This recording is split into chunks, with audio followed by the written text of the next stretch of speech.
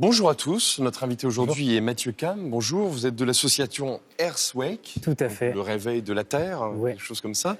Alors, je vous ai invité pour parler de cette machine qui a été inventée par un scientifique et elle vous a beaucoup intéressé parce que elle permet finalement de donner de la valeur au plastique et surtout de transformer ce plastique en matière première. Exactement. Alors, est-ce que vous pouvez nous expliquer, le nom de cette machine, c'est Chrysalis. Alors ouais, tout à fait, Chrysalis, parce que ça incarne le passage vers quelque chose de plus beau. Et effectivement, vous l'avez dit, l'idée d'Earthwake, c'est véritablement de redonner de la valeur à ce déchet plastique, parce qu'aujourd'hui, ce déchet plastique est complètement inerte, on n'en fait rien, alors qu'il a une valeur réelle, puisqu'on peut en faire une source d'énergie, à savoir du carburant. Alors, comment ça fonctionne exactement? Donc, c'est une machine qui est... Alors c'est une machine de taille relativement, qui est assez moyenne, c'est-à-dire qu'elle fait 1,20 m sur 1,50 m au sol et environ 3 mètres de hauteur. C'est une machine qui fait deux choses. Elle pyrolyse. La pyrolyse, c'est une technique qui existe depuis assez longtemps. C'est une combustion sans oxygène. Donc ça permet de faire fondre les plastiques dans un réacteur. Et ces plastiques, ensuite, vont monter dans une colonne de distillation. Donc elle pyrolyse, puis elle distille. C'est un peu du 2 en 1, si j'ose dire. Et en sortie de cette colonne de distillation, on récupère 3 matériaux. Du diesel, à hauteur de 65% du rendement, du gaz, qui à hauteur de 15% du rendement, et ce gaz est utilisé en circuit fermé dans la machine. Et donc, pour faire tourner la machine. Donc ce qui la rend autosuffisante en énergie.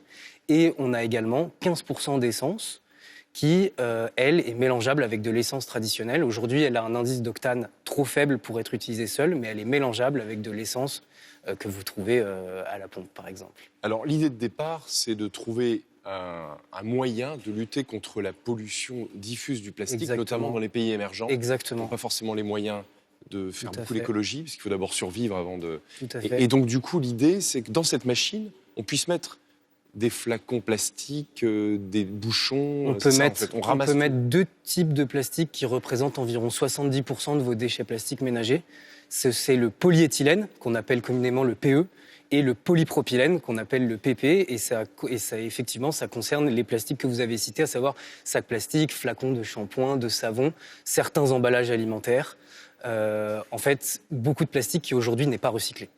Alors donc, il y a eu un prototype qui a été présenté en 2018. Oui. Là, vous en êtes à un stade où vous pouvez commencer à le proposer à la vente. Alors, effectivement, on a dévoilé un prototype l'année dernière, en septembre, à Antibes. Donc, c'est un petit démonstrateur qui, en fait, prouve que la technologie fonctionne.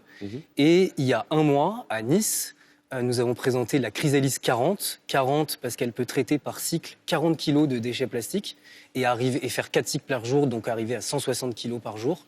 Avec 160 kg, on a 120 litres de diesel, donc c'est des rendements quand même assez intéressants. Et cette machine, aujourd'hui, elle est quasiment opérationnelle. On doit optimiser un peu sa technique, la rendre plus stable, plus autonome. Mais on a l'idée de la tester en projet pilote dès l'année prochaine.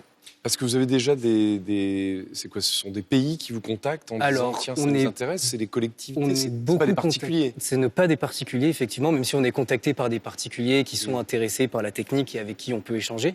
Mais ce sont effectivement surtout des communautés, des mairies, des ONG. Et des entreprises françaises comme internationales d'ailleurs.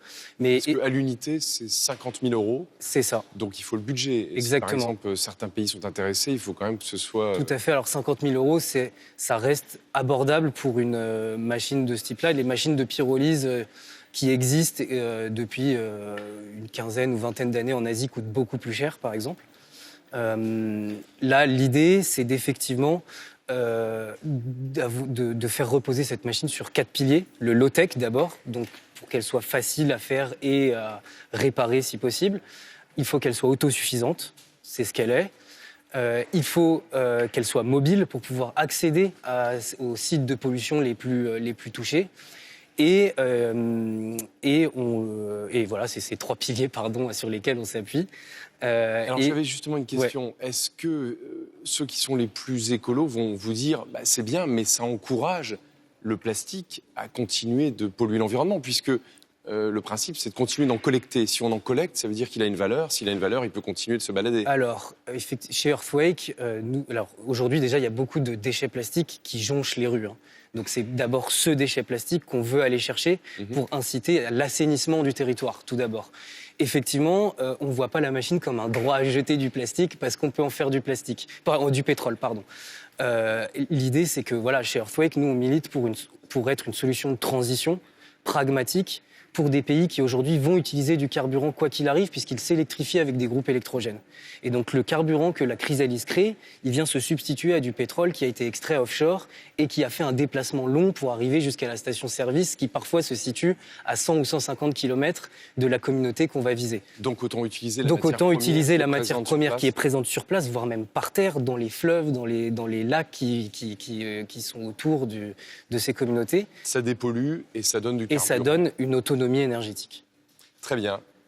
Donc, on vous souhaite bonne chance pour le développement de ce projet quand même écolo. Et on se quitte avec votre choix musical qui est... Gilberto Gil, Toda Menina Baiana, qui va vous mettre de bonne humeur normalement, de bon matin. Eh bien, c'est parfait. Merci Mathieu Cam. Merci beaucoup. Et bonne chance pour cette machine. Merci.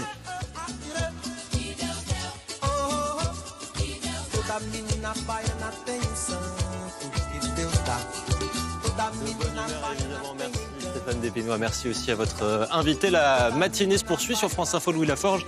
Marianne Théolaire, vous allez notamment revenir dans le 9-30-13 sur l'épilogue du procès Balkany. Oui, effectivement. Bonjour à tous. On va revenir avec plusieurs invités sur ce deuxième et dernier volet de l'affaire Balkany. Patrick Balkany qui, depuis un mois, dort à la prison de la Santé. Il devrait comparaître détenu donc tout à l'heure pour entendre ce deuxième jugement dont le verdict risque d'être encore plus sévère que le premier. Merci beaucoup. Louis Laforge, Marianne Théolaire pour la suite du programme. Merci à vous d'avoir été sur France Info. On se retrouve lundi prochain pour la matinale. Eh bien, bonne journée, bon week-end.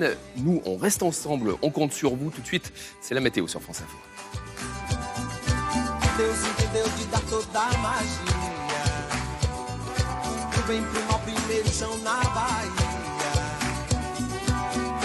Carnaval, primeiro Pelourinho.